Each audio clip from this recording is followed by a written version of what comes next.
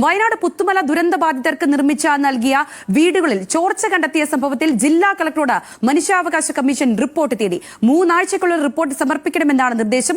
ദുരന്തമുണ്ടായി 6 വർഷം പൂർത്തിയായിട്ട് ഈ ഒരു 3 വർഷത്തിനുള്ളിലാണ് ആ വീട്ടിലോട്ട് അവർ താമസം മാറിയത്. എന്നാൽ 6 മാസത്തിനുള്ളിൽ തന്നെ ആ വീട് ചോർന്നൊലിക്കാൻ തുടങ്ങി എന്നാണ് ദുരന്തബാധിതർ പറയുന്നത്. ദുരന്തത്തെ അതിജീവിച്ച് ഇവർ ഇപ്പോൾ ദുരിതത്തിലാണ് കഴിയുന്നത് എന്നായിരുന്നു ന്യൂസ് മലയാളം റിപ്പോർട്ട് ചെയ്തത്.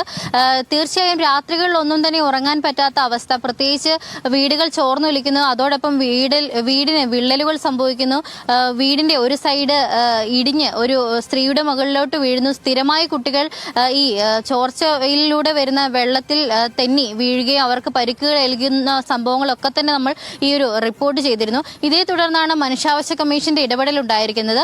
ജില്ലാ കളക്ടറോട് 3 ആഴ്ചക്കകം അന്വേഷണം നടത്തി റിപ്പോർട്ട് സമർപ്പിക്കാനാണ് മനുഷ്യാവകാശ കമ്മീഷൻ അറിയിച്ചിരിക്കുന്നത്. സംസ്ഥാന മനുഷ്യാവകാശ കമ്മീഷൻ ചെയർമാനായിരിക്കുന്ന ബൈജുനാഥാണ് ഇത്തരത്തിലുള്ള നിർദ്ദേശം നൽകിയിരിക്കുന്നത്. ദുരിതാശ്വാസ ബാധിതരെ സംബന്ധിച്ച് നോക്കുമ്പോൾ ഏറ്റവും ആശ്വാസകരമായിട്ടുള്ള ഒരു നടപടിയാണ്. അവർക്ക് നടപടികളാണ് ഏറ്റവും കൂടുതലായി നടക്കേണ്ടത് എന്ന് തന്നെയാണ് അവർ എടുത്തു പറയുന്നത്.